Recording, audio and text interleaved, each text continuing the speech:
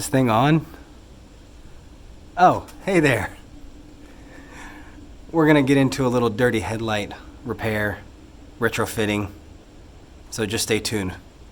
We'll be right back. Alright guys, you'll have to bear with me here. This is literally my first DIY video. I figure I will try my best to record some of this process for this painful job on these E53 LCI headlights that are permasealed using something from hell. Whatever it is, it doesn't come off very easily at all. But so with these headlights here, I've already taken them out. You can see the lenses are pretty bad. There's a lot of different pieces here. I'm going to show you what it does look like, because I've already finished one. Looks wonderful. Up there. That took me a long time. Hopefully this one goes a little bit smoother. So what we have here is this sealed headlight, and there's a lot of components to it that need to come off so that we can pull this plastic piece off of this black housing here. So the first thing we're going to do is we are going to use either a Dremel tool or a heat knife to cut these little nibs off right here. There's about 3 of them, I think. 4. And basically what that does is, quick correction here, so we do not actually cut these little nibs off, what I mentioned earlier. There's 4 of these, they're just little clips. They actually just slide out. The part that we do need to cut is right here under the corner light. You can see there's 2 little plastic injection mold pieces that secure this rubber surround. You can melt the rubber around it to pull around it, or you can just grind away some of this plastic, exposing these pegs so that it just kind of pulls off. That's what we're going to do. We'll be right back. It allows you to pull this rain channel off. For whatever reason, unlike the E46 where it just clips off, BMW decided, or whoever makes this headlight, that they wanted this to be part of the housing. But anyways. Alright, let me show you what I did real quick. See if I can change cameras. I cannot. I'll be right back. Okay, here we are. So here's my little soldering iron with a knife tip. You can see it's still burning from the plastic. Probably not that good for me to breathe in.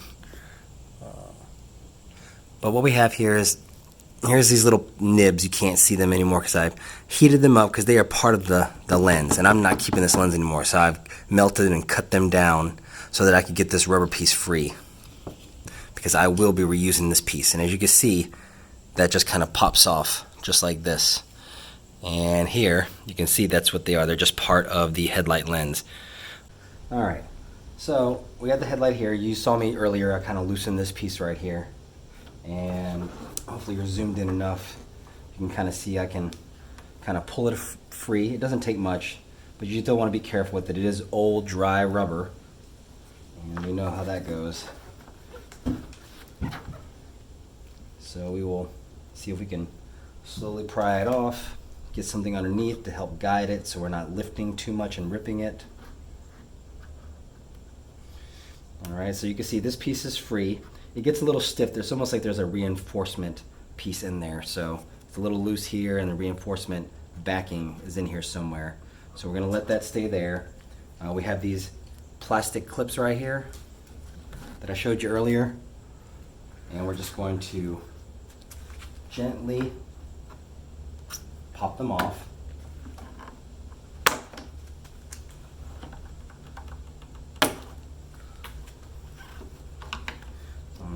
So we've gotten this piece pretty much off, and now there is a guide piece that you need to pull out from underneath. So we're just going to use a plastic tool here, see if we can get it to come out. Okay, it doesn't want to come out.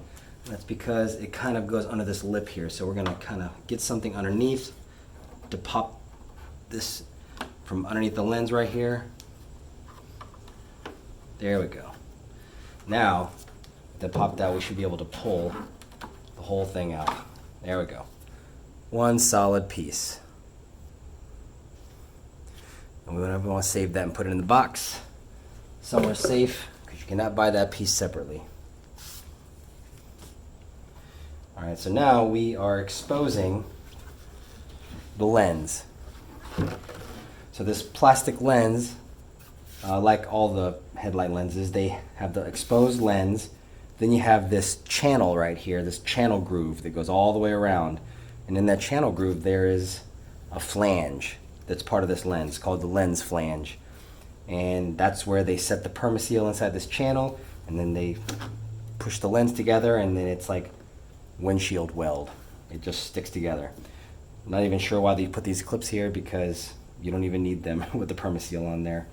But anyways, we're going to pop these little clips off here. We will save them, because when you put the headlight lens, the new lens back on, you'll be using butyl tape or butyl rope. And although that is also good, it would be helpful to keep these with the butyl rope. So we'll pop these off. Just take a small screwdriver here.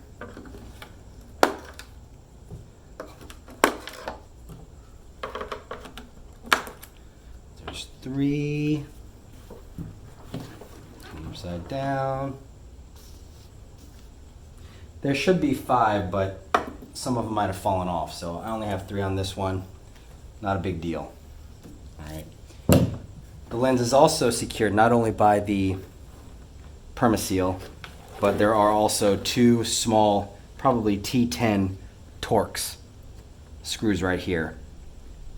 So we'll take those out.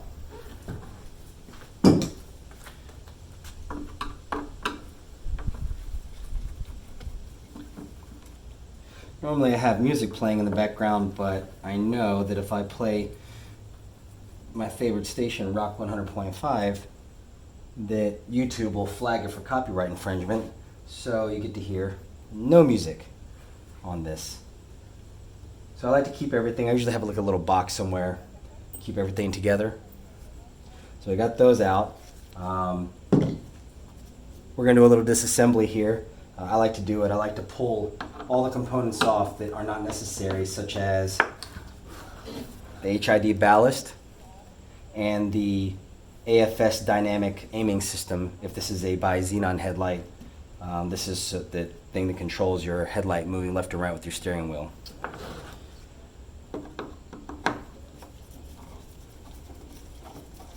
Now, most other guys usually have like little power tools. They just go zip, zip, zip, and they pull them all out. But I found that when I use those, unfortunately, in my bad luck, things get broken with this old plastic. They get stripped, broken, and I don't like taking that chances with these expensive headlights. Alright. This just pulls off once you get the 3 bolts off. It's got a little gasket seal right here. To the side.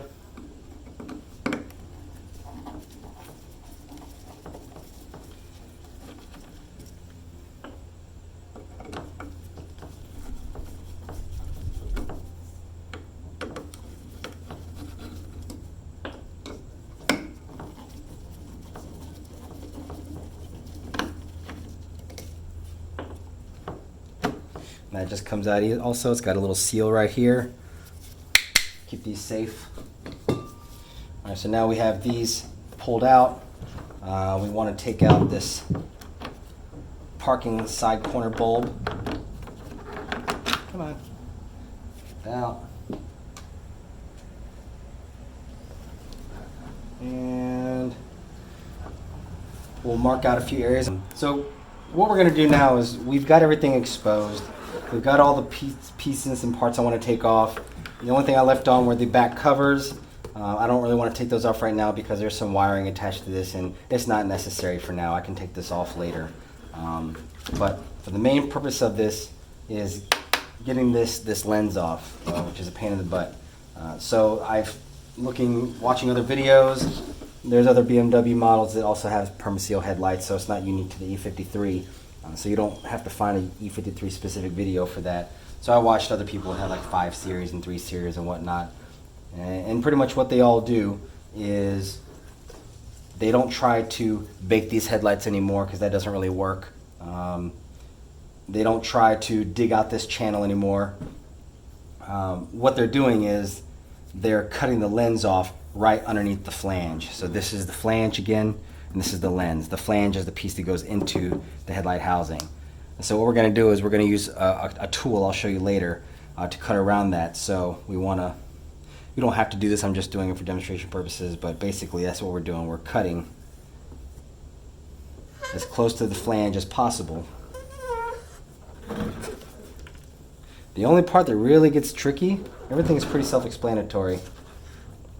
There's some areas you need to be careful with, like when you get close to the parking lot area and this little curve right here. You want to get close to it.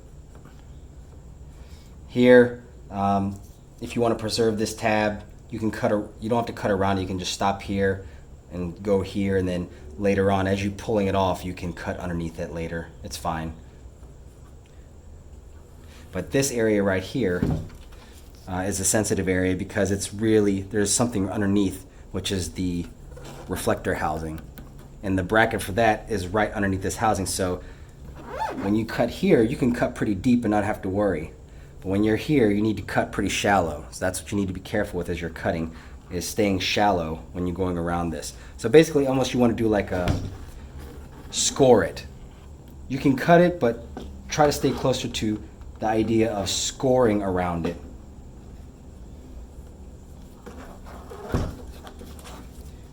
And then you can come here, try to come to this flange here. And then this is the second tricky part. This large piece of the flange underneath here, it has a very unique shape. So I like to try to cut all the way under here. And you can see the outline of the black flange with the permaseal. See if you can get close to it. There's an outline right there. You can see. So you want to try to cut right underneath it. And then you get to this weird part right here, which is it's time consuming. And I'll show you the tool that I use. Come around, all the way around. Super fun. Won't lie though, you do feel accomplished once you get it off. Alright, let me go get my tool that I'm going to use. We'll be right. Okay, so this is the tool. It's a Ryobi multi-tool. All kinds of companies make them. What's special about it is just a blade, and all it does is just vibrate back and forth like a saw, super fast. It's got different settings I can change for the low and high. What I did was I went out to like the hardware store, Lowe's, Home Depot, and this is the one it normally comes with. Usually people use it to do door trims and stuff like that on homes to cut out, baseboards and things like that. And I got this other one, it looks like a half moon shape, just because you can really get in there and with different angles that you want to do. You're not, isolated to just one little angle of going like this.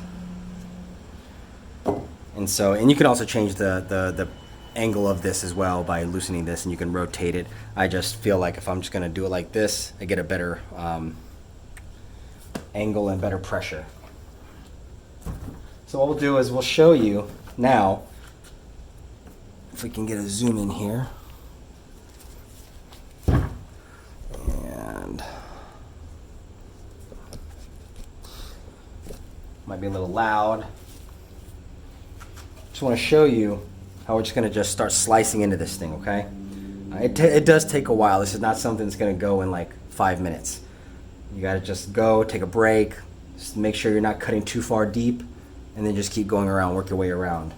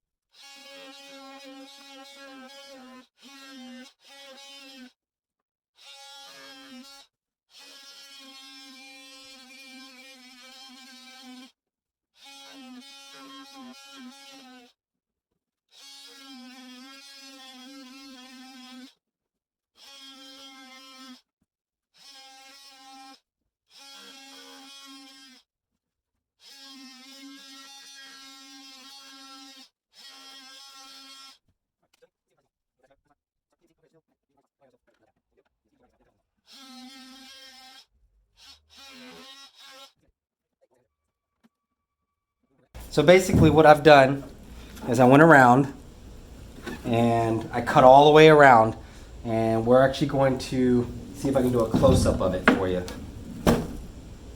There is a lot of plastic everywhere, so make sure you're in an area that you don't care gets dirty.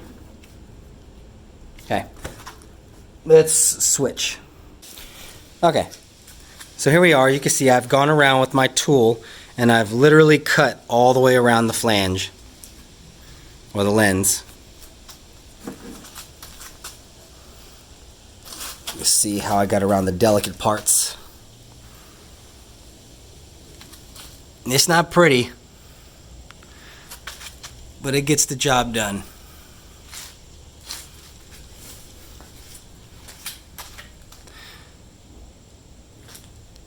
And what I've done is I've gone around with my flathead screwdriver, and as you can see here, the lens is free. Oh, alright. Alright, let's switch. We are going to separate the lens now.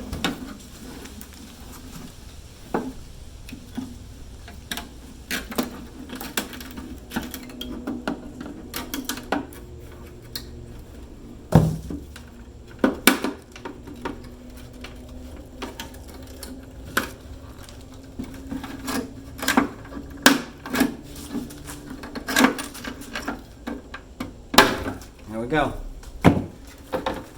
The lens is off. Be careful, because you also need to get this orange reflector and housing. It actually is molded again. The tabs are injected molded, you know, to the inside of the lens. But on the new lens, it'll fit just into the new lens, and you can put a dab of sealant or adhesive, and then it'll stay.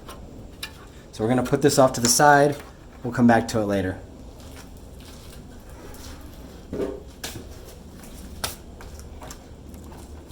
So now we have this, the interior of the lens, and you can see there's the flanges left, you know, to go around, and we're going to have to break it somewhere. We're going to have to choose somewhere to break it, probably up here, and just start peeling pieces out with a heat gun, whatever you can, a razor blade.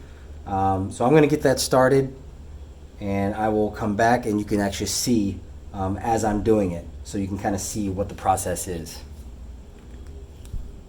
What we got here though is, this could come in handy. I thought I was going to use it more, but I haven't really used it as much as I thought I would, but it's nice to have just to try out. It's one of those pick tools, like a little hook thing, long handle, something a little bit better than Harbor Freight quality. Those things tend to break pretty easily. But the thought behind that theory was that you could get in here into these little channels, these grooves, and kind of go underneath and be able to pry out. The problem with that is that you really start to like bend and pull on this channel right here, the plastic housing channel, and it can break. And it's probably going to happen in some areas. You want to preserve it as much as possible, but you don't want to go around and break that whole channel if you don't have to. So what I did was I've taken my razor blade here. I got a fresh one, and I kind of cut as much as I could. There's a sealant in here. You could actually see inside of it, which I can't show you right now. It looks like black silicone, but it's a lot tougher than that. But you can get in here and you can just cut around as much as possible. You go around all the edges on the top and went all the way around. And then I did the same thing on the bottom. I do as much as possible to go on the bottom. Some areas you won't be able to get that razor in there just because of the contour is a little awkward. So what you do is you try to come to an area that's pretty easy to access, like right here at the top. And then you can cut some of the plastic away of this flange that's still in here, because what we're trying to do is break it in half so you can have a starting point where you can just start pulling it out as you go around, and eventually you'll get to the spot that you couldn't reach to with the razor. And once you get to that spot, you'll be to a point where you can use pliers and you can pull this out and use a razor blade to cut behind it as you're pulling at the same time. And that's the thought process. That's what I did with the other headlight, and it seemed to work. It's just a slow grind, unfortunately. There's no quick way to do this. I know some of the pro headlight builders, they are probably very quick with these. They have some other cool tools. Like some of them have like these vibrating heat knives. They're like Dremel knives that have heat. Kind of expensive. I think I've heard they break, but I don't have that kind of stuff. I got normal, everyday tools, whatever I got around here. So that's what we're going to use. I'm going to work at this a little bit more, and I want to try to get you to a point so that you can actually see me pulling the flange out. Okay, so we took a little break. One of the things I forgot to remove, which I wanted to, is this guy. So this is the chrome reflector housing. I went in and took it out. There's two little T10 Torx that hold it in. You just pop it out. The reason I do that is because you don't want to scratch this up when you're trying to work around this. You want to take care of this because once you smudge it with your fingers or scratch it, it's going to look ugly. So I kind of just set it off to the side. This piece right here, unfortunately, you can't get out easily because it has two tabs, one right here and one right here. And these tabs go under the flange with the permaseal. So this comes out when this comes out. I'm pretty sure that if you worked at it enough with a razor blade and a pry tool, you could probably wedge this out, but you risk breaking those tabs, and you really don't want to do that. The progress that I've made so far now, as you can see, after working with my razor blade, I heat gun on low and just going across the area slowly, heating it up, then coming back with a flathead screwdriver and getting in there and then pulling at the same time. We've now got some pull here. See how we can, I don't know if you can see it or not, but I'll point it up to the camera. If you see that, you can actually pull on that flange and just coming out of the channel. So that's what we're going for, is to get that out so that once we get it out, you can start wedging things behind it to keep it out. Then you can start getting behind the other areas that are hard with the razor blade and slowly work your way around. It's a process, but what I'll do is I will keep going on my own, and then I will come back and show you how much progress we have just by working at that, okay? So what I've done is I've got a lot of this stuff coming out here, surprisingly all in one piece. And all I've done was I kept heating it up with the heat gun and then prying as much as I can with my screwdriver, kind of getting in here. And I have a, what do you call it, a channel lock or locking pliers. And so grabbing on here so that I can pull on this. And I just got a little bit where I got some give and pulled on it, got behind here. And you want to be careful. You don't want to pop too hard, because if you pry too hard, you're going to break this top channel right here, which isn't a huge deal because some people do cut that whole channel off if they're trying to save their lens. So they'll cut that whole channel off so that they can now get underneath the lens and cut around it and save the lens. But then they have to glue that channel all the way back on. I like to preserve it as much as possible, and it looks a lot cleaner. But even if it cracks or breaks, that's not where your seal is. Your seal is going to be when you put new butyl tape in here and the lens sits in there, and it will seal up all those cracks anyways. And then if you want to be overkill, you can come out with some silicone sealant afterwards and seal it up, but it should be fine. But really all I've done is I've gone in here and just pried as much as possible, working my way slowly. And then at one point I got my pliers and I stuck them in so that it wouldn't go back in on me, just wedged it in there. And I just kept working my way around. And the further I got, the more I went in and I just cut with my razor blade and just kept cutting and cutting. And now I'm going to show you my process on the bottom in real time so you can see a little bit of it, because that's where I'm at right now. Is I've gotten all the way out around this groove, which is a pain in the butt. And right now I'm working on this portion right here. So what we're going to do is we're going to heat this up with the heat gun. I'm on low.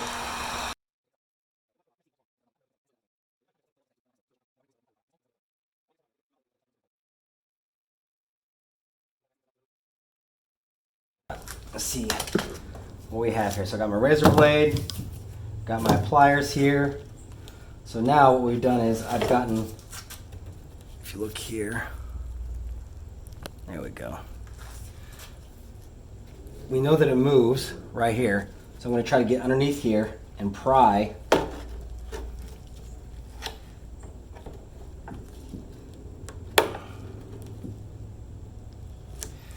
And you can see as you pry, when you get under there, you can kind of twist a little bit to pry. And you want to try to come in here and cut some of the sealant up as much as possible.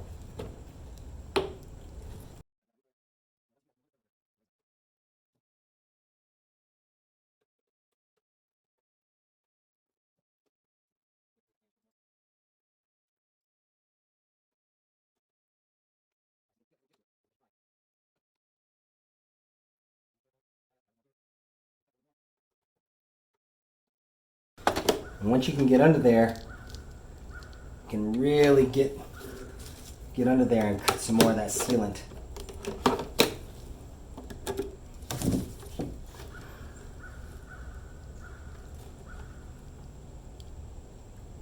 So I'm going to leave that there, and then I'm going to heat it up and go more, and I'll come back. Okay, just to share a quick note, one thing I found a little bit easier to do was, first of all, when there's seams like this that are like really tight and you can't get the razor blade except like this, I was taking a small flathead screwdriver and kind of just prying it just a little bit to create a small gap so that I could get my razor blade in there and slice downward instead of this way. That way it gave me a little bit more give going like this. And I started up here around this area right here. But one thing I saw that was really awesome was once I used the heat gun and heated up an area and I got a little piece up, I was able to grab it with my hand and hold on and literally pull up carefully with a lot of pressure, and just through some finagling with my hands I was able to grab my razor and still get in here and hold it and slice as I'm pulling up. And just doing that created losing of some tension, and I was able to pull up a little bit more. And as you can see here, this flange pulls out pretty easily once you get it heated up and cut. And then so I'm going to work my way around this side right here and see if we can get this piece off. Now I can really get under here in some hard areas and get some cutting. And then I want to heat it up a little bit. No matter what you do, whether it's cutting and prying or cutting and pulling like I was, you still want to be mindful of this outer channel, because if you try to strong arm and pull it and you pull outward instead of up towards you, you could pull the lip out and bend this outer channel here. So just try to be mindful of that. Go slow.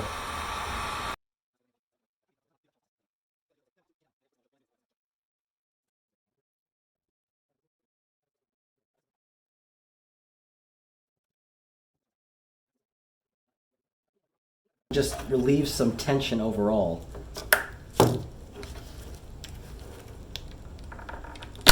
There we go.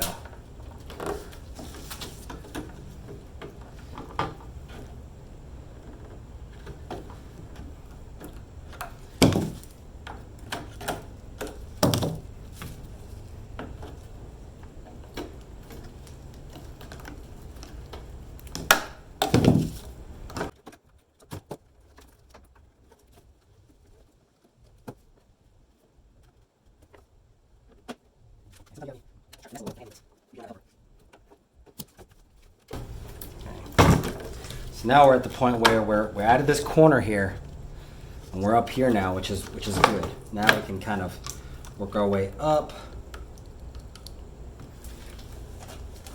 Heat it with the heat gun.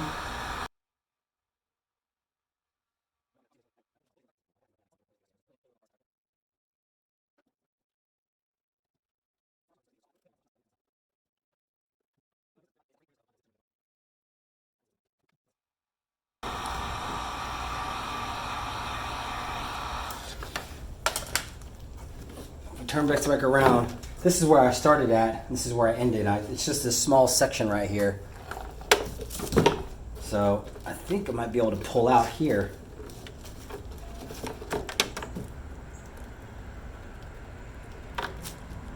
There we go. So there is the lens pulled out. There's all that nasty sealant. So where were we? We got the headlight lens flange out, so the lens is fully out. And as you can see here, let's see if we can get a little close up here. All right, so if we go all the way around, you can see there's quite a bunch of cleanup that we got to do now. We're not over yet. Lots of that sealant in there. All the way around. But we did pretty good.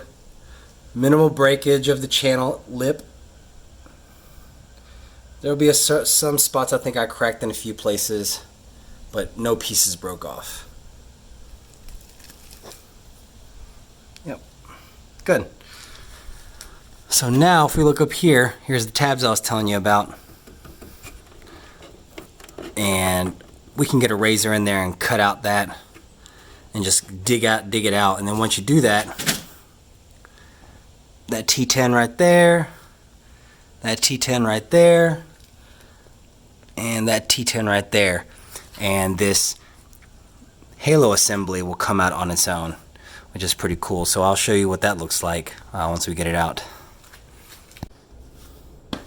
Alright, so we've shown you what the channel looks like that needs to be cleaned out. Now we're like, how do we get that cleaned out? When I first did the other one, I tried a few things. One was a screwdriver. Another one was a Dremel attachment with the grinder tool. That didn't really work. All that did was make a bunch of smoke and melt the sealant. Then I just ordered one of these on Amazon. It's a caulking tool, and it's used to remove like caulking in the house on bathroom tile and baseboards and stuff like that. But it actually works really well because it fits right inside this channel, and you can go either way you want. So that's pretty much what I've been using. And we'll see here, you can see here if we dig out, you can get chunks out. I usually like to pull towards me. And as you can see, chunks just come out. You don't need to get it perfectly clean, and you won't. You just want to get all the big chunks out, and then so whenever you get your new lenses in from eBay or China, wherever you order it from, I got mine on eBay. I'm going to leave a link in the description below for all the tools that I have, where I got them on Amazon, the new halo rings that I got, the projectors, the adapter brackets, and the lenses. Look, I sound like a real professional. Link in the description below. That's funny. Anyways, all that will be there so that you guys can get those things on your own as well, and just hopefully this video will be helpful. It's a little long, it feels, unfortunately. I'm sorry, but it is what it is. So this is what I'm going to be doing for probably the next 15 minutes. Okay, I cut a little bit of the sealant away on the top so that we can, pull this halo assembly out. So let's go ahead and take out these 3 T10s. Alright, so we got those 3 out. Bottom assembly is loose, if you can see that here. I know it's kind of bright. Let me see. Yeah. Let's see if we can pop this out very carefully.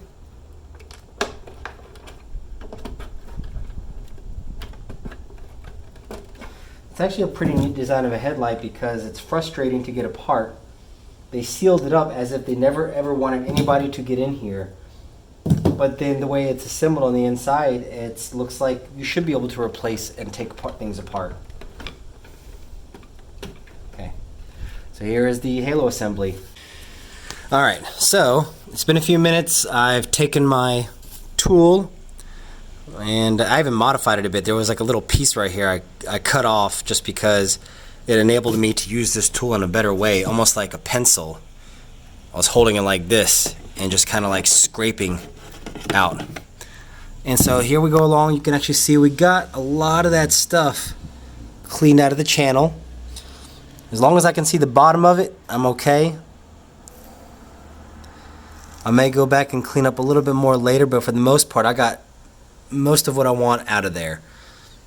And then I'll clean it up with some alcohol, some denatured alcohol later. The next thing we're going to do is we're going to pull out the projector assembly and get this to a bare shell. Alright, so let's scoot this, get some of these tools out of the way. One thing that's on my wish list is a bigger workbench. That would be pretty sweet. So you got these things here. There are these little tabs. I don't know if you can see them or not. One right here and one right here. And all you need to do is make sure to use some pliers. Stick one of the pliers in the hole and the other one on the side you want leverage on. They turn counterclockwise to loosen. So I'm going to turn it counterclockwise. There goes one. And we'll do this other one.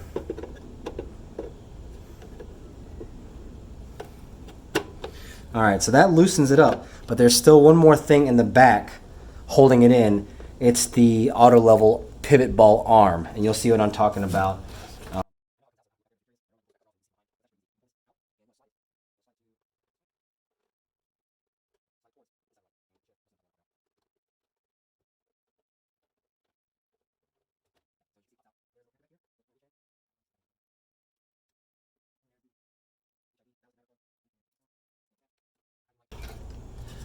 And we are free.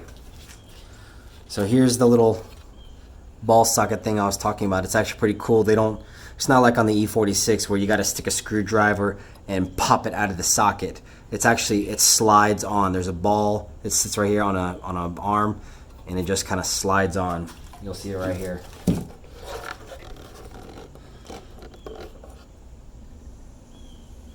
Yeah, see that little ball socket right there? It just slides on that. And here you can see the inside of the light.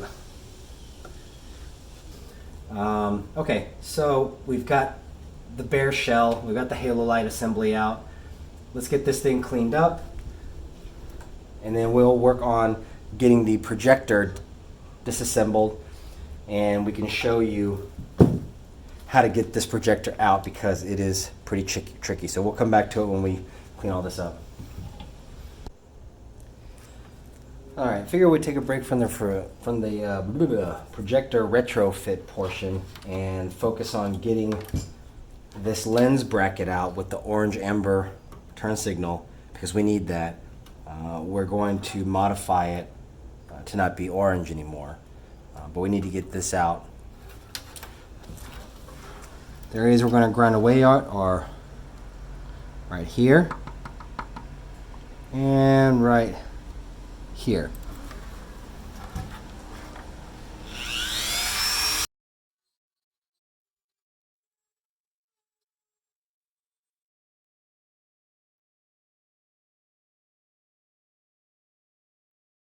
Just kind of like pries off, and as you can see, it comes off. We still have all the tabs intact. That tab is intact. That tab is for the most part intact.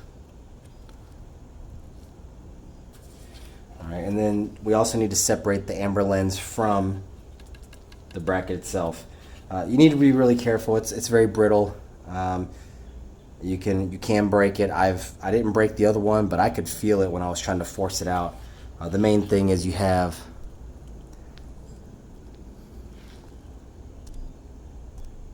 so you can see that there. It's like a little tab. There's two of them.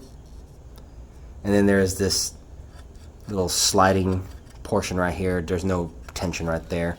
And then there's a locking retaining tab right here. It's not pressed into place. It just kind of keeps it from popping out. So I found the easiest way for me to do this was to get like a really small flathead screwdriver, hold it right here, and apply pressure from this metal lens in the back. So now I can press, and then I can kind of pry up a little bit.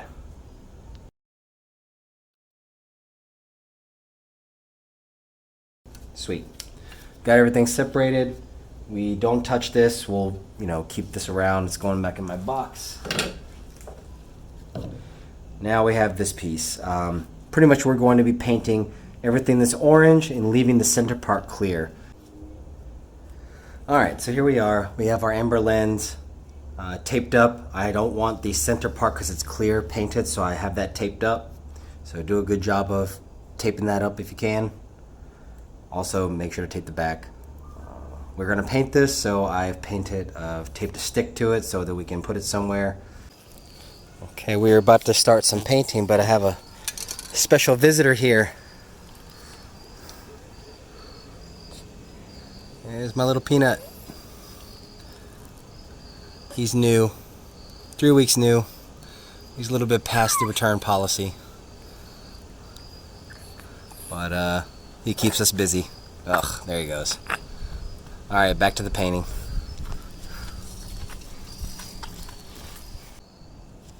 Alright, so what we're going to do is we're going to do a little painting here. We're going to go chrome, silver finish.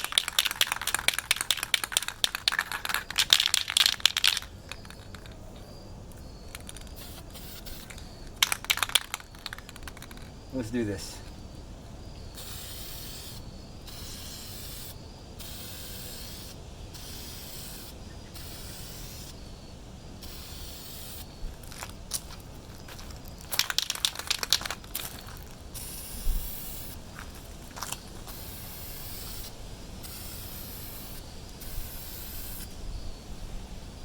Alright, light coats, let it dry and cure, and then come back and we'll finish it.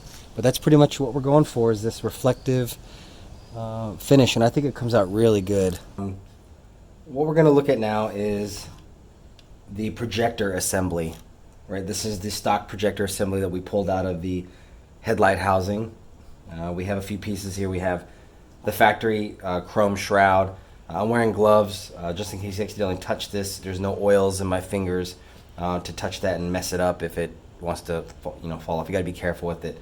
So we have this factory shroud. We will be reusing this depending on which projector you use. Some projectors, this will just snap back on. Other projectors, you'll have to use some type of adhesive, like permanent adhesive, to attach it. Sorry, I'm drawing a blank. But for the projectors that I have that I'll show you later, they are the G5-R projector from Lightworks. And these happen to snap right on. That is one cool part.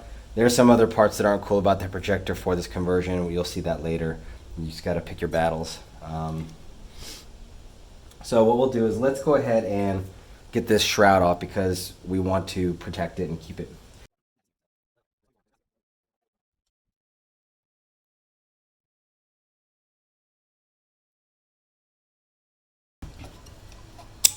Alright, there we go. We have popped it off and managed to save the 4 tabs that are on here. They are plastic, but I just wanted to be careful. Sometimes I like to go a little bit slower. I'm going to set it off to the side. This does not come off. I mean, it does, but I don't know how to get it off, and I'm not going to try.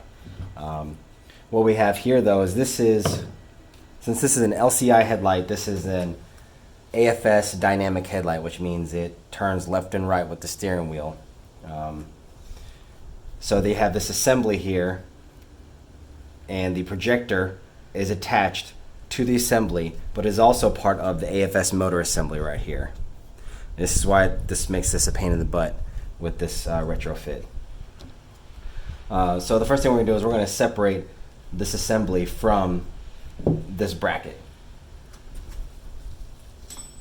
I think it's T15 or T20, one of the two.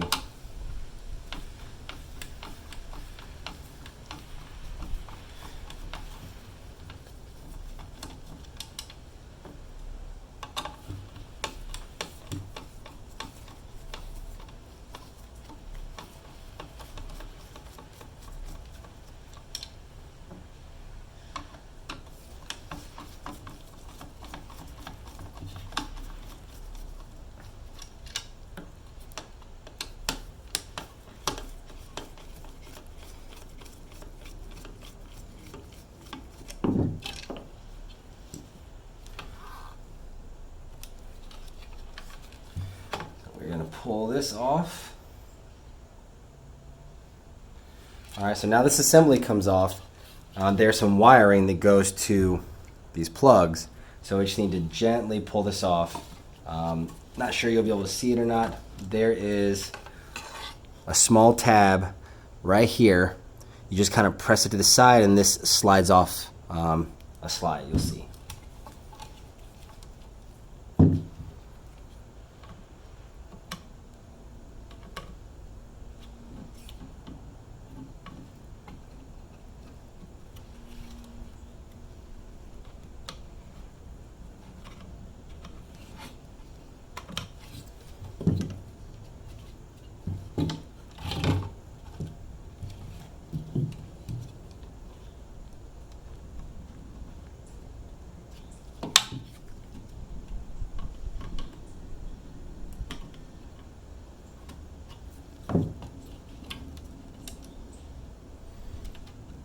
Be careful with the wires. Again, they have the same problem as the other wiring where the plastic becomes brittle and starts to fall off. So don't manhandle the wiring. Be gentle with it when you're pulling it out of these little wiring channels.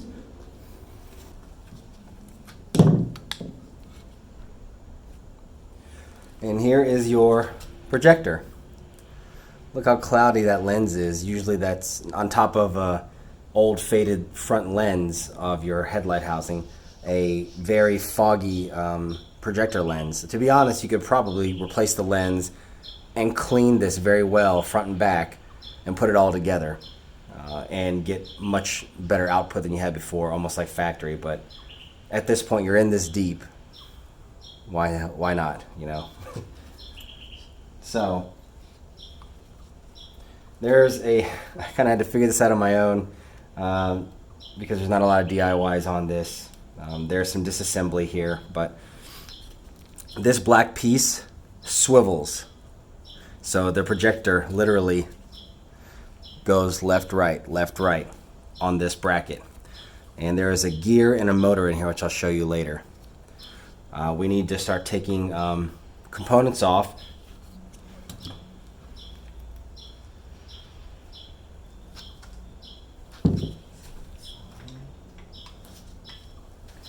These should be T10s on the very top, and they are.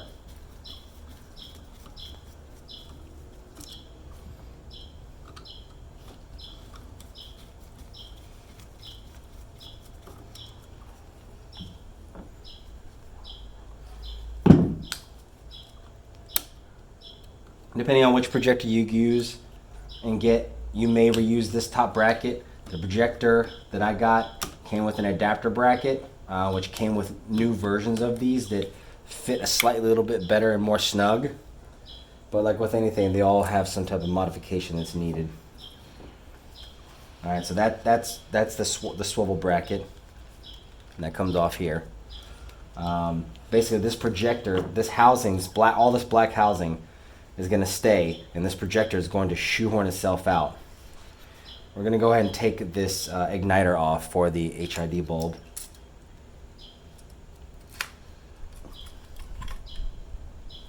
Take that off. Now you have your bulb. Take the bulb out.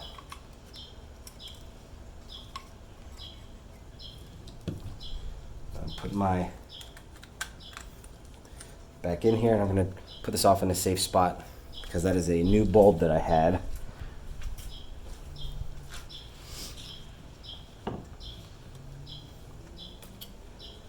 Alright, so what we have now is there's this silver bracket. See the silver bracket right here?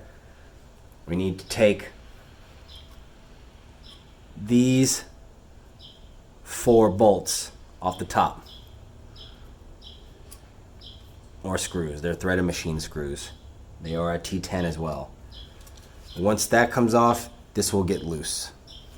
So we'll go ahead and do that now.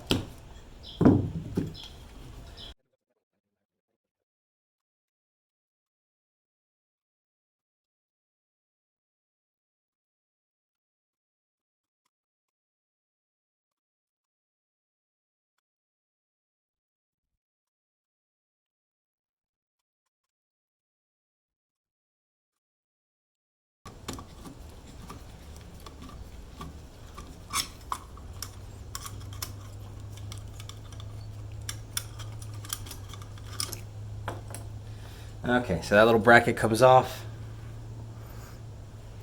We'll not be reusing that. All right, so now the top of this bracket is loose. That's one part of it, okay?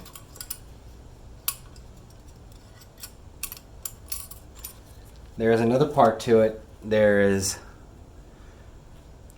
one screw right here on this side, and then over here where the motor is, there's one screw that secures the motor to the bracket, but also this silver bracket has a threaded portion for that screw, and there's a bottom one here. So basically this motor is going to come out, temporarily, but it's okay. You don't need to worry about resetting it or keeping it in place or anything like that.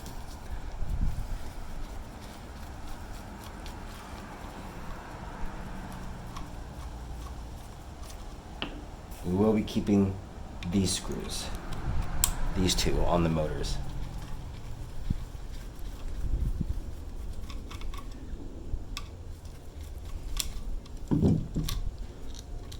Okay, and there's the motor. Just kind of like falls out. Be careful, with the wiring here. All right, now that we have this bracket out or loose, now we can come over to this side, take this screw out.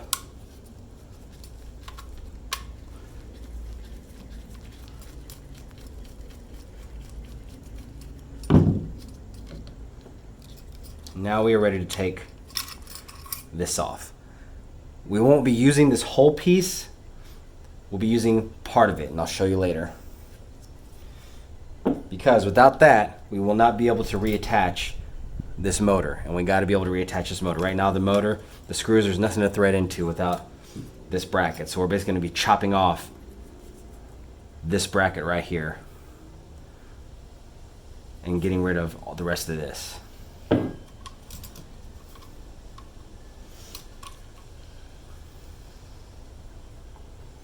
And now we have two final Torx screws that secure the projector to this AFS assembly. And it's either a T15 or a T20, but they're right here.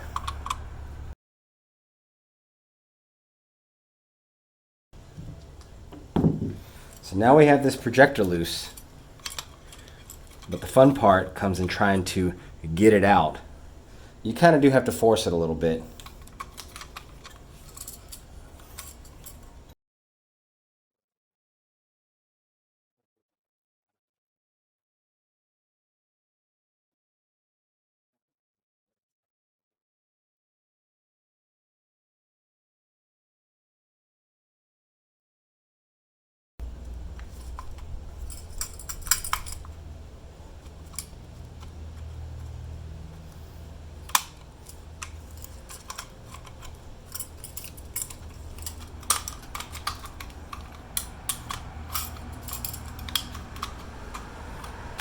All right, you just gotta work with it and you eventually can get it apart.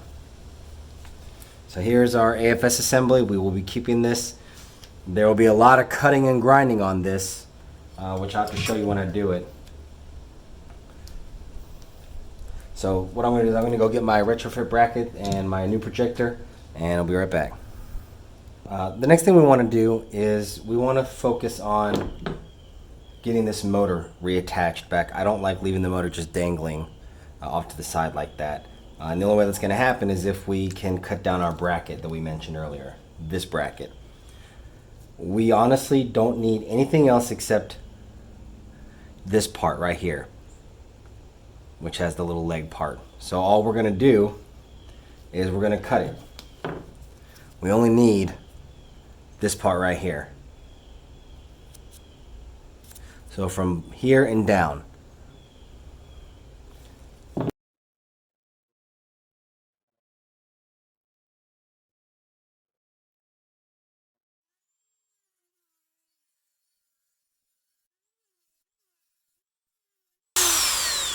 That's it. Nice and cut. Now we have our bracket that we can use.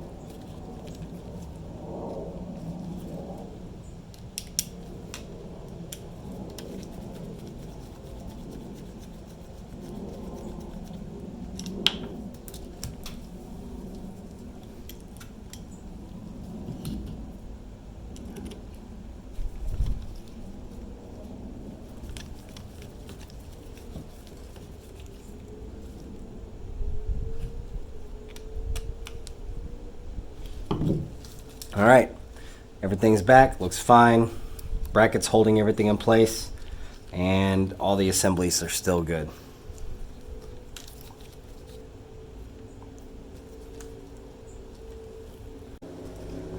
So now what we have is these adapter brackets that I've got from Lightworks. Again, the description will be, or the links will be in the description below for all these parts.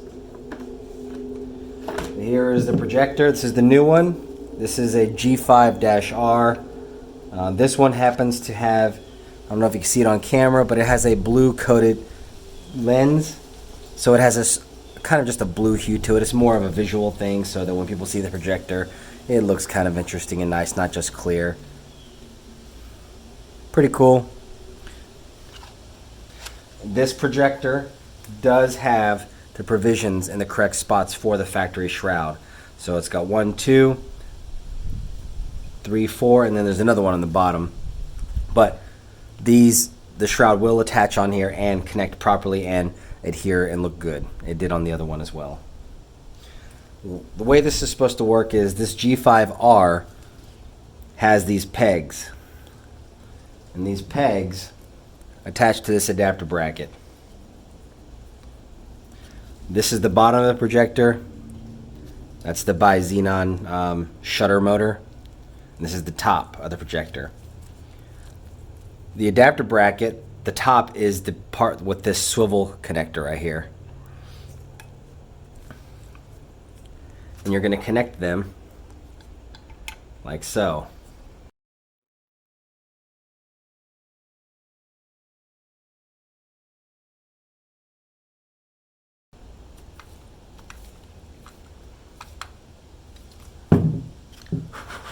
Okay.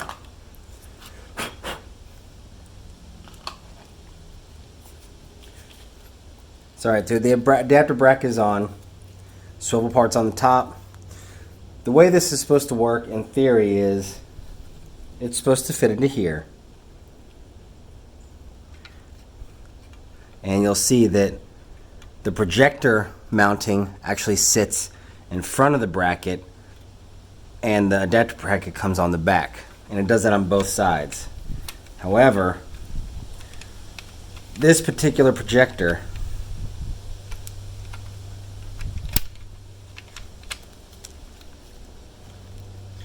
doesn't fit because of this. So if you can see here, it's hitting this plastic part right here on both sides. And what I had to do on the other one was I had to, of course, and you'll know when it fits right because the adapter brackets have these. That's the mounting hole. This is the mounting hole, and that is this retaining hole. This actually is supposed to fit flush. This is supposed to sit flush on this little nub right here. See that little nub? And it can't because of the interference of this. So what we end up having to do is we're going to have to use a Dremel tool and grind away a whole bunch of this plastic here on both sides until it's flat. And it's a lot of test fitting, back and forth test fitting. Grinding this. And then when you've ground away as much plastic as you can get away without compromising the structure of the plastic, you have to come to the projector and grind away little relief areas right here.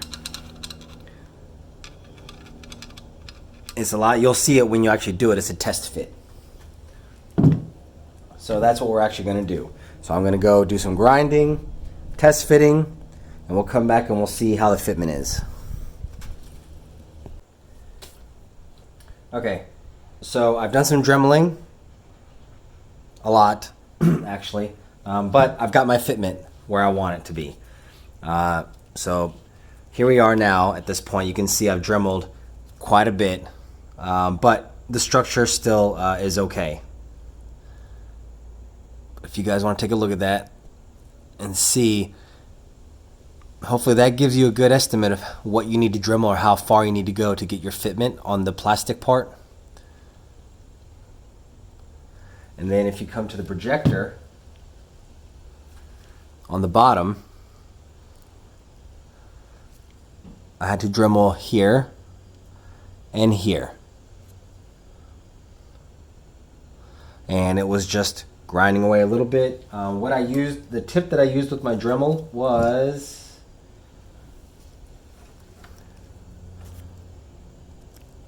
this carbide tip. It's actually pretty cool.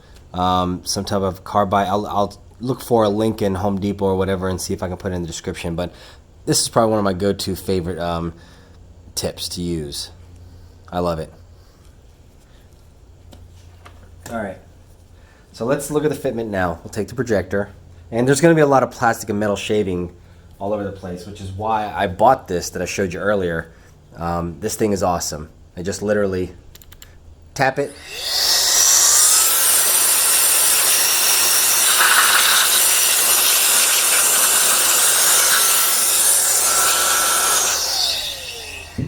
And it got rid of all the metal shavings. Super awesome, especially because it's so hard to reach back behind this lens and you don't want to touch it. So using some type of compressed air is definitely helpful. Let's go ahead and check our fitment on this. We are going to kind of swing it in like this, go underneath. And we want to sandwich this. This is the bolt, the mounting bolt right here. Projector is going to go in front of it, and the bracket goes on the back. You'll know you got the right fitment because this top part right here actually goes on top, and when you have the fitment wrong, it'll do this.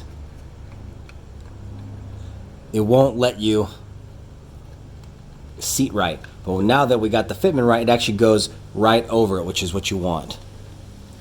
And as you can see, it's going to be hard. Hopefully you can see in there, right about there. You can see the little mount, the locating mount pin back there, the plastic nub. It fits perfectly on there now. The reason that's important is because once you get these projectors in place, making sure that those are both seated exactly perfect is so that your lens isn't doing this when you put your headlights together. There's nothing worse than putting your headlights together and your cutoff line is twisted instead of being flat across. It's terrible, and that will definitely cause that to do that. Now that we got this together, we can go ahead and put in some screws to get that in there.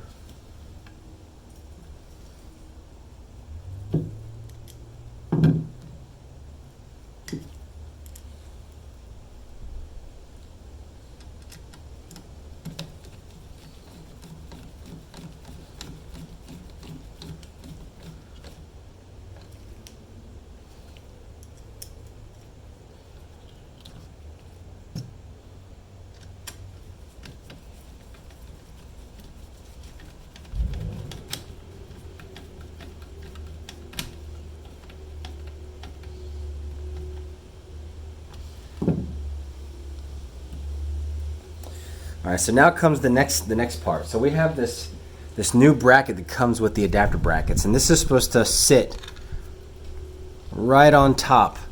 There's some mounting pins that fit in these little holes right here.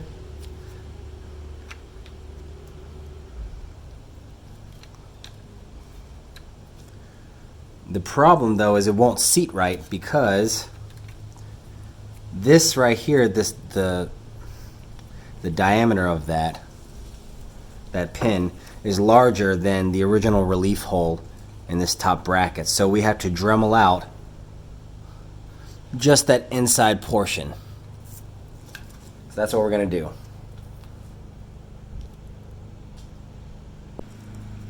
Alright, so I've gone ahead and Dremeled out that area. You can see now it's a little bit bigger. I took out that inset area, and that just means now that this can fit in there nice and snug. like this. So now we can go ahead and slip this into that eye hole. And now that we've cut out with the Dremel tool, this bracket will fit into those little spots, like the retaining nubs, whatever they are. Alright, so now it is in place. And we just use the original hardware that came with it. Okay, found my screws. So I got my two little screws. We are going to bolt this bracket on.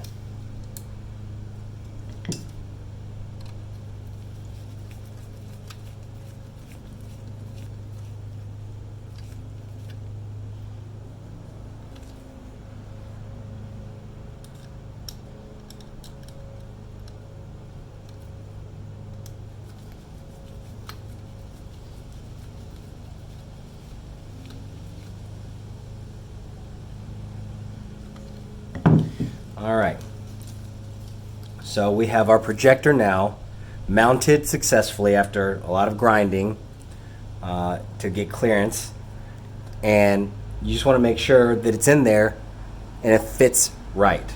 Don't feel like you have to force it, because if you have to force it into place to get something to thread in, that has the potential to throw off your alignment of your projector, so don't even get into that, okay? Okay. Quick note here. Before you put everything back together like I did, don't make this mistake. The projector, both projectors, driver and passenger, have the shutter control, which is that little 2-pin plug, on the same side. However, on the AFS module where that wire is, it is different. It's on a different spot. On the, which side is this? This is the driver's side. So on the passenger side, it wasn't really a problem because the plug was routed on this side, and it was very easy to move over to plug in because it uses the same factory plug. But on this driver's side, the projector has it on this side right here, so it was sitting in here, but the plug's not over on this side. I can't get to it because the plug is routed underneath all this stuff right here. So what you have to do is take this out, go underneath, and there's two little T5s. They're really small, and there's a little cover here you can take off. And once you do that, you'll have access to remove this plug and move the wires out of the way, so that you can reroute them and get them out of this housing. And then once you do that, then you'll be able to bring these wires over and plug them on the correct side. So make sure you don't make the mistake like I did. I just had to take everything all back apart just to get that. But anyways, all right, we'll get back to the rest of it. All right, now that I got everything back together and I got my high beam wire pulled out properly now and replaced my cover back on, I also applied some liquid electrical tape to some areas that showed some exposed wires just to get them safe. Now I can definitely get this plugged in to the high beam trigger, which is right in there. Okay, so that's what we're going to do. Let's get that put in. All right, we are good, and I can zip tie this, get that normal, and then this will sit in the housing. We'll show you in a little bit.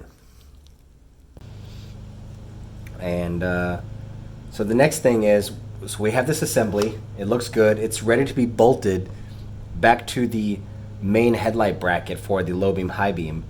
But before we do that, we need to address the issue we're going to have when we go to put the bulb in. When we put the bulb in, the bulb uses, like we saw before, this large igniter. Well, because of the design of this projector and its proximity to this motor assembly, it's not going to fit. It hits right here. So as you guessed it, there's going to be more grinding that has to happen to gain clearance for this. So basically what we want to do first is we want to get this headlight out and put the headlight in. And this is made for a D2S bulb, so it's only going to go in one way, and it has a locking pin or a keyway, so you know that when the bulb is seated just right and nice and flat. The projector comes with various different mounting locking solutions for if you want to use, I think, like a H4 bulb and other applications for other cars. What we'll be using are these pieces. It's 2 rings and a spring. So the spring goes here and it keeps tension against the bulb. This one, which is the really thin small one, is like, it's a locking ring so that you can twist the 2 halves together. So you twist this one on first. So this one normally would just go on.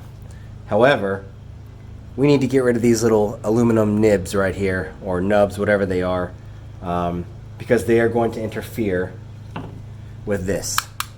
They just will. I've already done it on the other headlight. Cussed it to up and down. So what we're going to do is I'm going to grind these off with my Dremel tool, make it flat, and then I'm going to Dremel out the areas and then show you how much I Dremeled away so that you know what you need to Dremel away. Okay?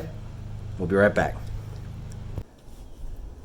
Okay, so I've done some more of the dirty work. What we've done now is let's go over the areas that we've grinded away quite a bit.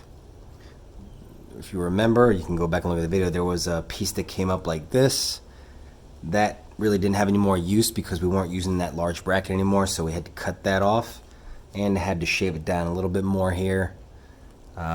Pretty much there was a V shape on each one. We had to cut it all the way down flat, almost following this line of the Hella sticker that's right here. And the reason we had to cut this part off is because this igniter doesn't just go on like this, it rotates. And when you rotate it, it was interfering with that plastic piece. So now with that piece gone, we can fit on here. And I'll show you that in a second. Here is the circle piece. If we can focus. Not that it matters, but. Alright, you can see we grinded off those pegs. They're gone. So it's just a nice flat circle. So the first thing we're going to do is we're going to drop stuff. We're going to put this on so we can get the bulb secure. And then once this is all the way on tight, now we can take this other ring and back it back to create another lock so that it doesn't vibrate loose. Okay, so now that's secure. Now we can take the igniter, put it on at an angle. You can see how I had to create a little clearance right there, a relief for that corner.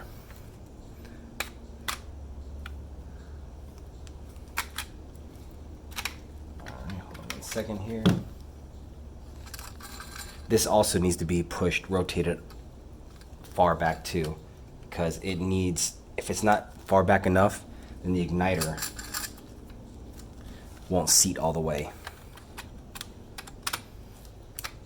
There we go. So we are now fully on. And now you can clearly see why we had to cut so much. If you look how far deep that igniter sits, that's how far deep it sits, and instead of being back here, it comes all the way this way. So we definitely need to clear and trim some of this area here. But it fits. It is ready to go. So this, I believe, is done. And then we can go ahead and get this bolted to the main bracket again. So let's go ahead and do that. Real quick, one thing I wanted to go over, I don't remember if I showed it or not, but once everything is in place, I wanted to see if you could get a good look at why the cuts were important. Where we cut away the plastic in the housing and the relief areas in the projector housing itself so that everything could sit and seat properly. As you can see, it all fits now. It's just trimmed away. This way, this way. There we go. So hopefully you guys can get a good idea of why, and this helps. Alright, so we have our projector now. We are going to mount it back into its original, we're going to mount the projector back to its original bracket. So we are going to put this here. As you can see, everything fits, everything clears with the new bracket up there.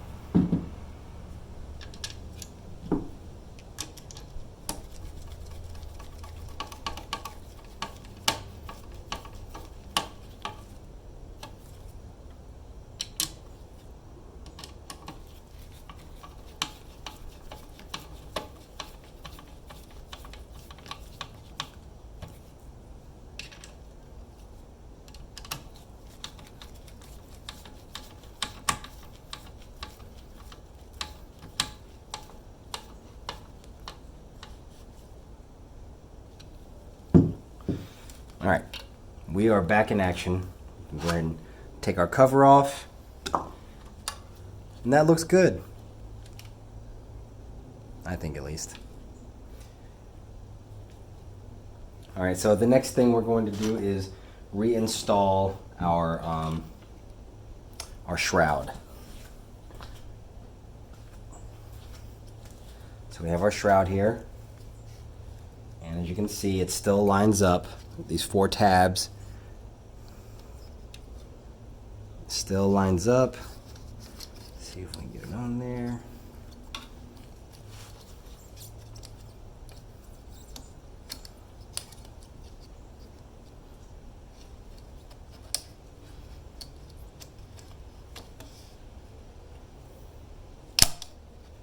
All right, here we go.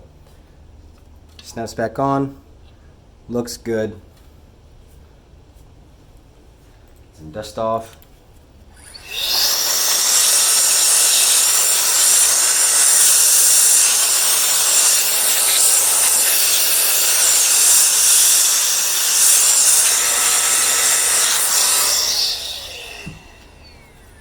You always want to make sure this thing is as clean as you can, because the last thing you want to do is seal up your headlights and you look inside your projector lens and you see a hair or dirt particles, because this thing just magnifies everything if there's something on the back of it.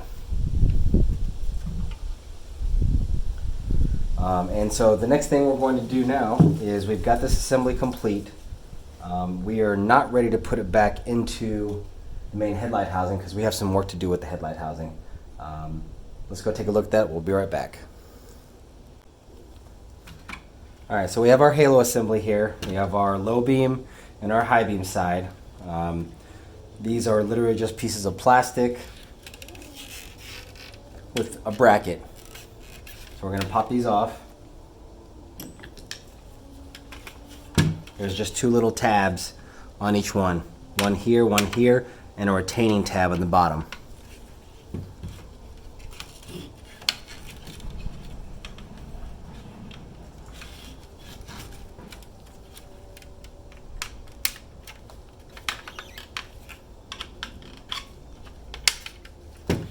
Alright, as you can see, that comes out. Initially, when I tried to do the other one, I was trying to get really fancy with it. I took off this piece and thought maybe I could use this to mount the new halos. The low beam actually fits pretty good in here, but I had to cut out this whole inner piece just to get it to fit flush. And that was a lot of work, but it fit. But then I went to the high beam side and it didn't fit at all. The high beam side, the halo was bigger than the bracket, not even close. So I scrapped that idea and we're not going to do that. So those get tossed in trash. I did think it would be cool to maybe mount them on something in the house, the garage, as decoration. Still may do that, because I never throw anything away, even though I say I do.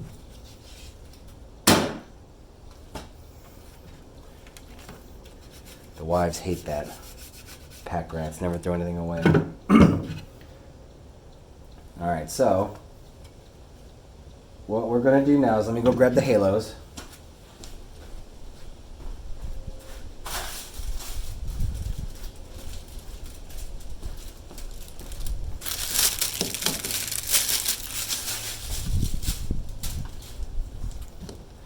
Low beam, high beam. Okay, very big. So this actually fits in here pretty good. As you can see, if you go to the back, it fits pretty good too. I actually didn't have to cut anything to get this to fit. It seats nicely along this top ledge. And this little, it also has one of those retaining tabs on the bottom right here, which is nice because you can use it to mount towards the plastic frame. So what we're going to do is we're going to get a hot glue gun and we're going to dab hot glue in some spots so that it stays in place. And then I can use RTV sealant to go all the way around the edges to get this to stick to the housing. It'll do things twofold. It'll keep it nice and secure, and it will also prevent light leakage because it's black RTV sealant.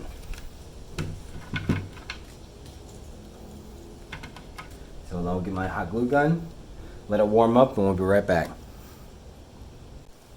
Okay, hot glue gun is present. It's heated up. The glue is flowing. So, first of all, I'm going to clean this off.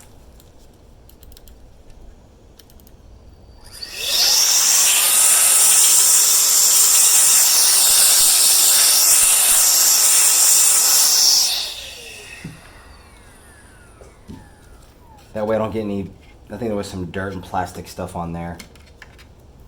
I'm going to set this on here. The wire kind of gets annoying because it's always kind of getting in the way, so you kind of have to deal with that. But as you can see, what I'm trying to do is I'm trying to get it flush with the tab right there. I want the tab resting against that back, and I want to make sure that it looks good like that. Try that again.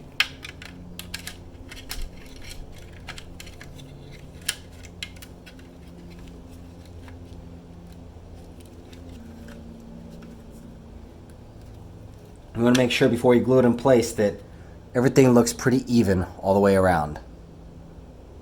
And it does. And I'll clean up all that little dirt area stuff. So what I'm going to do is I'm going to glue it in place.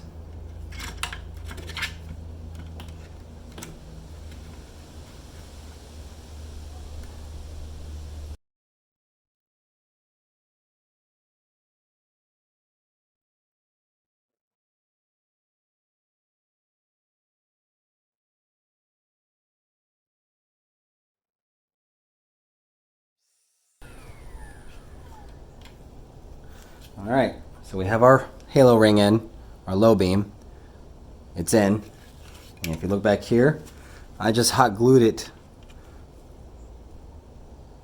right here on this edge, on this bottom peg, and across that top area right there. And so that's just to hold it in place so that I can go around it with RTV later. Let's see if we can. There we go.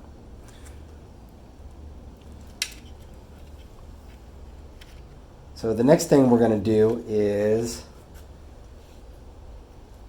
look at this other halo ring. This one's going to involve some cutting, unfortunately. Look how much bigger that is. So again, you can try to center it as best possible. on the frame.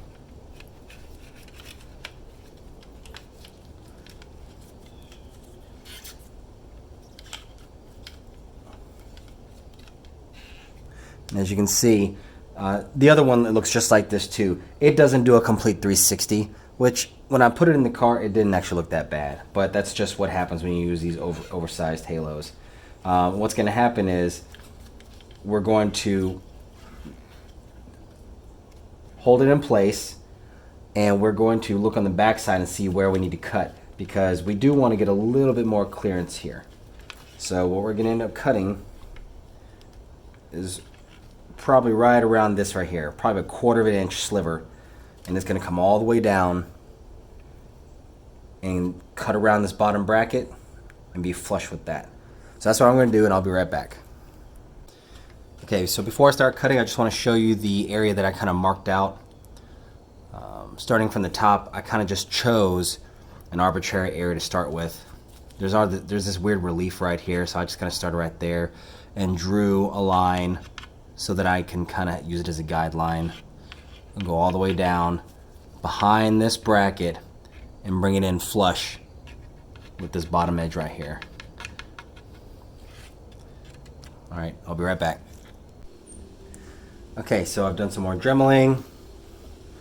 I've cut out quite a large amount, and the only reason I'm cutting it out is it just helps get a little bit more of the ring to show, because without that cut you only see really mostly this inside part, but you don't really see this much because it gets hidden all the way off to the side.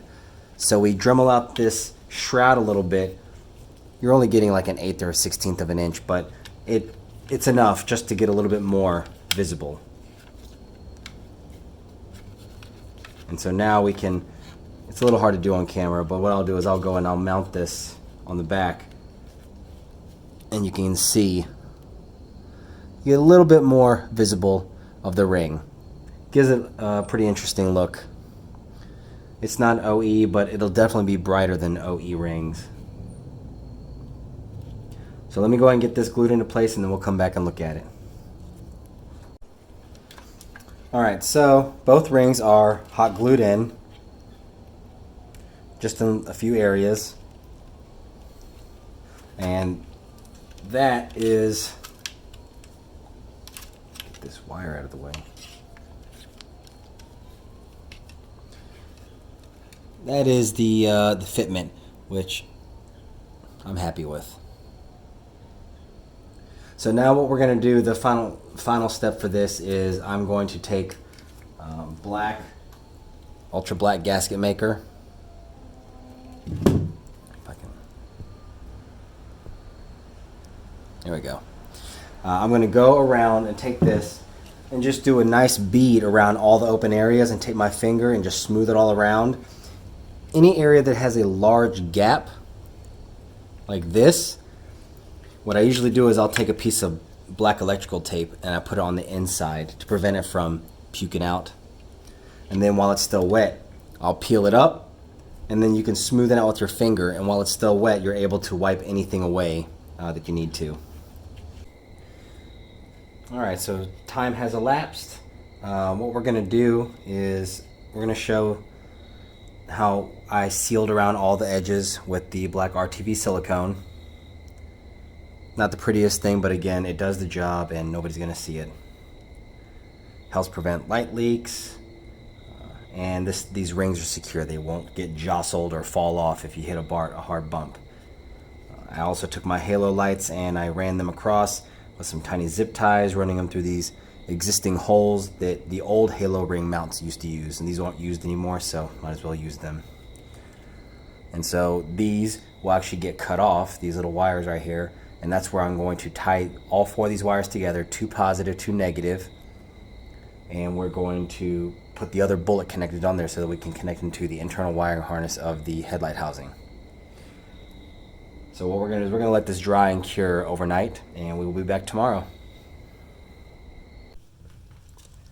Alright, so we're back. We got everything assembled as far as the projector assembly. Projector is modified and installed, shroud is reinstalled, everything's back in the bracket. The plug is put back into the proper place. High beam trigger wire is in there. So this should be everything. And what we're going to do is we are going to look at all these leftover screws.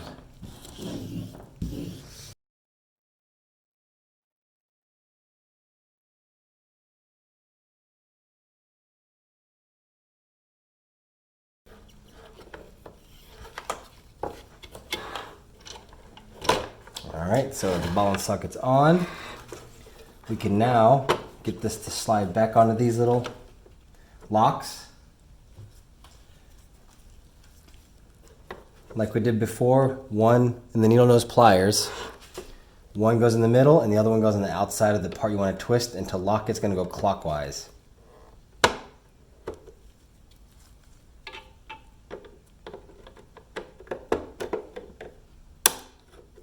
Okay. So the projector assembly is back into place. That's awesome. I'm going to clean it out.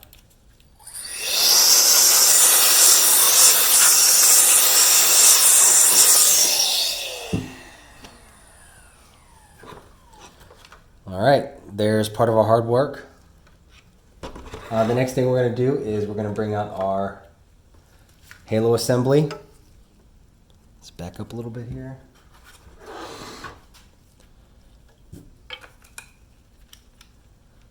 There we go. We are ready to reinstall this. I think that's going to look great. I hope I do at least.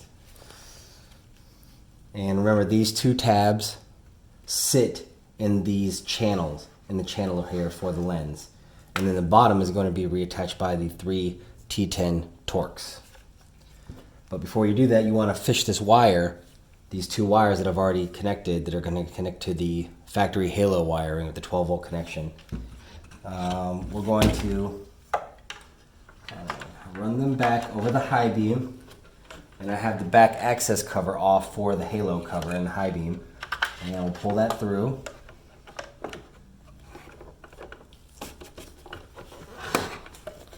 Wiring is pulled through.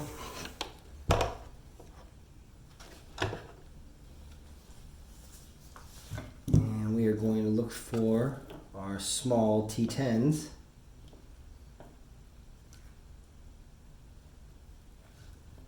Let me go find them. Be right back. Okay, so I found my T10s. I've reinstalled them. 1, 2, 3.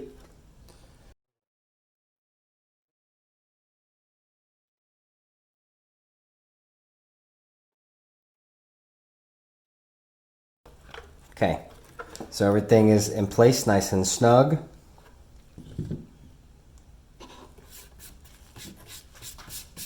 Starting to look like a real headlight again.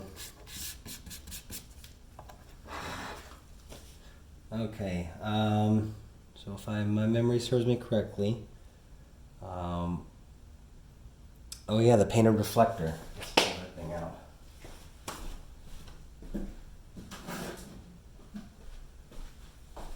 So it's been drying for a while, and this is supposed to be a chrome reflective finish. Still looks a little silver, but it's a little bit more reflective, so I like it though. It's good. Matches the other one. So we're gonna go ahead and take all this. What we're gonna do is I'm gonna use this to insert into the plastic surround. This guy. So this guy right here. So let's go ahead and clean this off.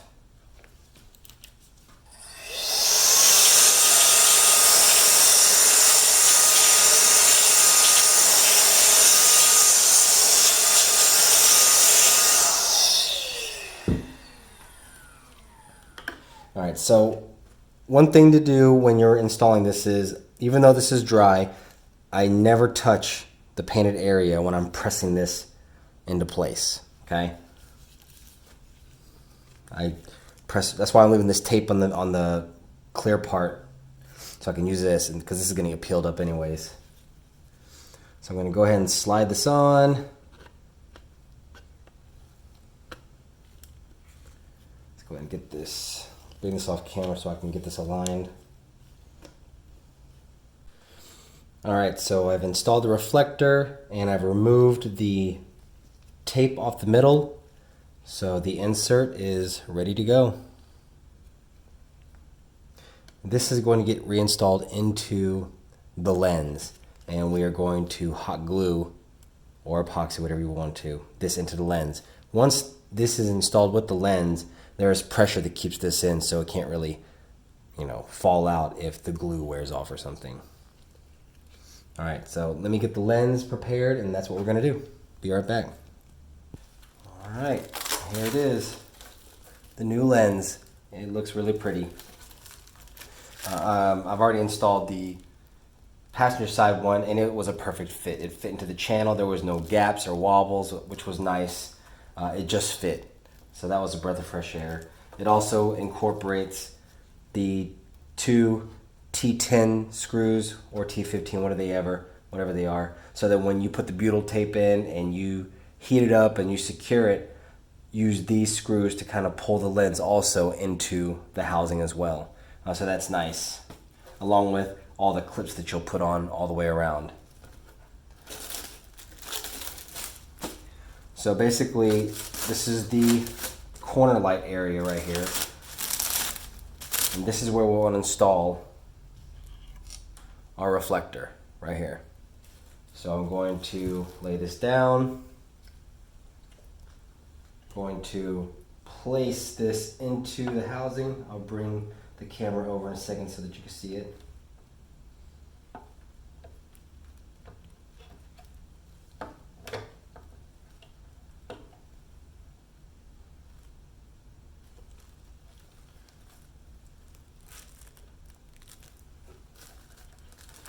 So we have, it is now installed, but it's going to fall out until we hot glue it. And going back earlier, what I mentioned about the lens and that other rubber trim piece we had to burn the nubs off of, it actually does have the little nubs right here so that you can reinstall the rubber piece on it, the little pegs, and you can melt this down around the rubber. So that's nice. It literally is a one-of-one clone of the factory lens.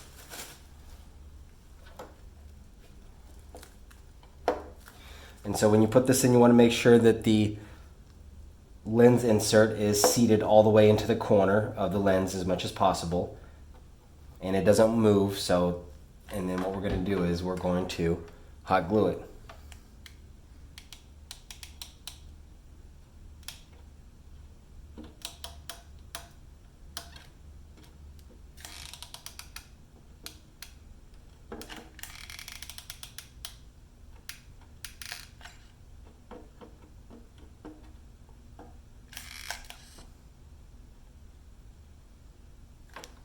That's one. Do this other bracket over here.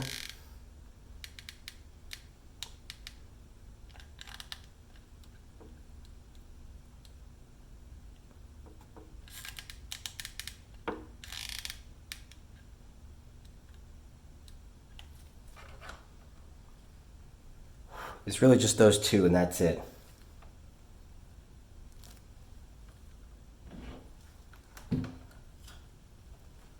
We're going to let that cool, and then once that cools, we're going to test fit this lens into the channel. All right, the hot glue has dried. The insert is in there firmly. We're going to now test fit this onto the housing.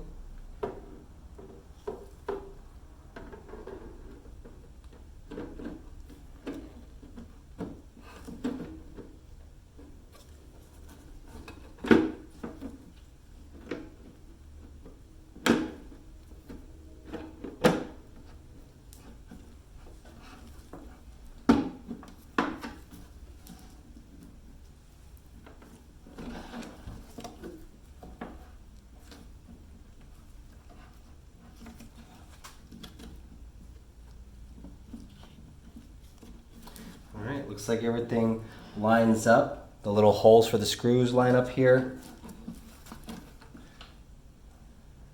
Looks really good. So the last step is to install the butyl tape into the channel and then seat the lens. So I'm going to do one of the other headlights so I can do it the first time on my own. And then once I see how it's done and it does well, I'm going to come back and show you on this one.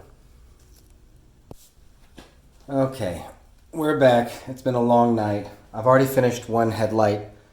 Got a feel for how the butyl tape works. It wasn't too bad. Initially I was going to use a heat gun, but after reading online that it's very hard to keep the heat consistent with the heat gun, which makes a lot of sense. You're going around in a circle. By the time you come back around, other areas are cooling. I chose to do the oven method. So what the oven method is you go ahead and do what I did right here is I've already cut my butyl rope, which is right here. So this is my butyl rope. It's a headlamp sealant, and it comes in a roll, enough to do 2 headlights, probably another 2. It gives you a lot. And basically it looks like this, almost like licorice. And it just tucks into, and it's not very sticky right now because it's cold. And so basically what I've done was I've gone around and I've put that in the whole channel all the way around, one solid piece. And then where the 2 ends connect, I kind of overlapped it by just a hair, cut it, and meshed them together to make a one solid piece. And now what's going to happen is I'm going to put the lens on. It's going to be a dry fit, and it won't go on very far because of the butyl rope. What you do then is you put the whole assembly in the oven. I did 200 degrees preheated already, and I put it in there for 10 minutes.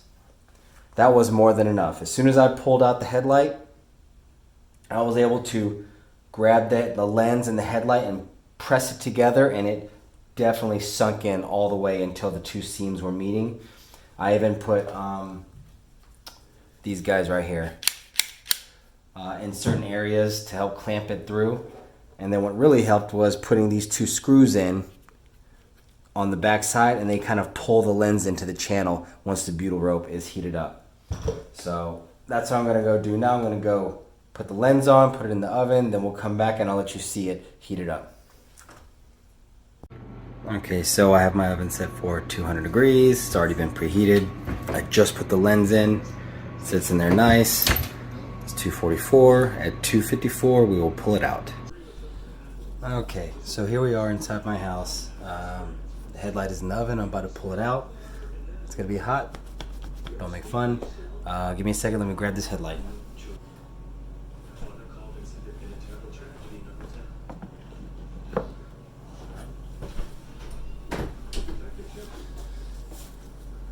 Okay, so it is pretty hot to the touch, which is good. It means the sealant. And as you can see here, it's got a big gap. We're gonna close that gap up is what we want to do. That's pretty cool. You can actually turn this over and press down.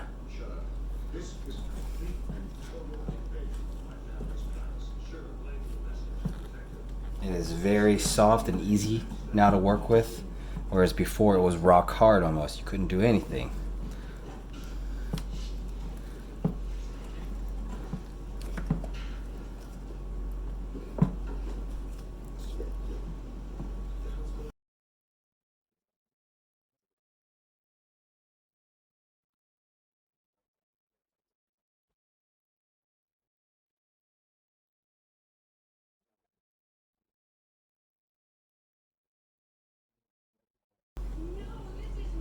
Okay, so I've got my little screws, my T10s. They're gonna go, let me turn this light off. The corner light right here, remember I showed you earlier. It's cool because now that we've been able to pull this headlight in, I made sure to line these pegs up when I press the headlight assembly in. And this will thread in and pull the headlight lens closer.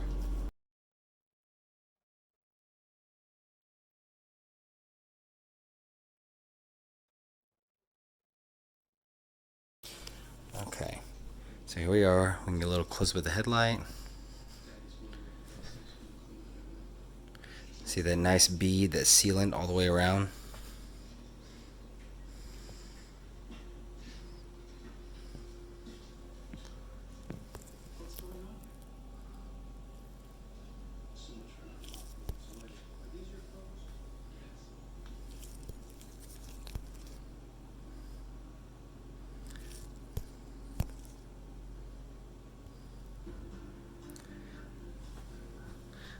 go.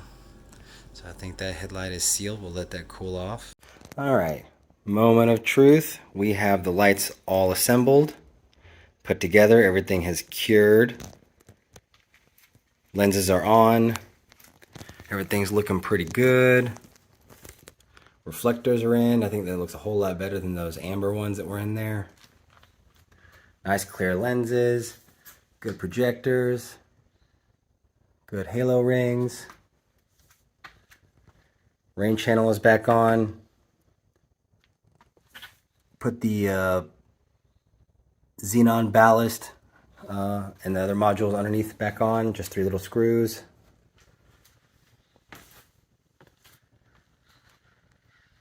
And we are ready to put them back in and see them light up. So let's go ahead and do that. Throw them in the X5. Looking kind of naked over there.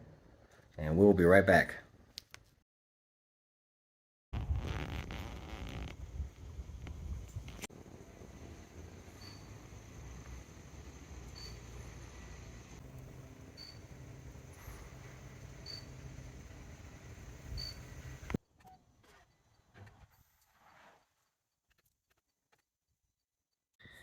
And here we go. Lights are installed. Unfortunately, it's not during the daytime, but we can get a good look at it here. Come off to the side. I am the professor of car stuffers, and I'm here to inspect these lights. There's my helper. I am not your helper, I'm your boss. Okay, boss. So I'm here to inspect these lights because nobody's ever attempted to make a video to fix these lights. We need to go inside the car and test them. All right, sounds pretty good. Do you want to go in there and turn the key on? Don't start the car, just turn it on. Sir? Unfortunately, with these cars, the door handles are really heavy, so you got to pull really. There you go. They'll learn one day. Okay, which button do I press, sir? All right, you there's a key in the ignition. Yes, sir. Okay, so you turn it 2 times. 1, 2.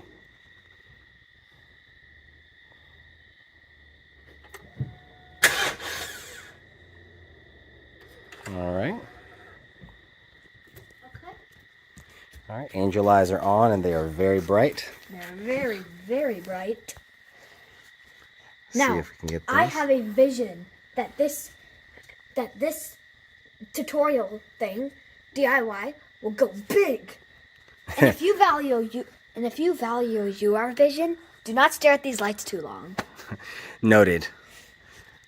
Anything else? I just say, what I would say is just that, well, I think they're really good, and, oh, I think your helper's calling you. Hey, I need my helper to go turn the headlights on. All right. Yes, boss? All right, let's go turn the headlights on. They're on. Well, that's the halo lights. If you look, there's a light switch on the left-hand side under the vent. Turn it all the way to the left. You're just going to see pitch black and some lights, but we can actually see the car just because of the video. I know. Let's take a look at this thing. I like how it has the red light, the orange lights, light, and then it has these bulbs. Also, I may not value my vision. A lot of us take our vision for granted. So we'll try to get a daytime shot later, but for now, I think that looks pretty awesome. Well, sir, I have got to go, but I think you did a good job on these lights. My advice, don't stare at them too long. Noted. Thank you, sir. Appreciate all the help.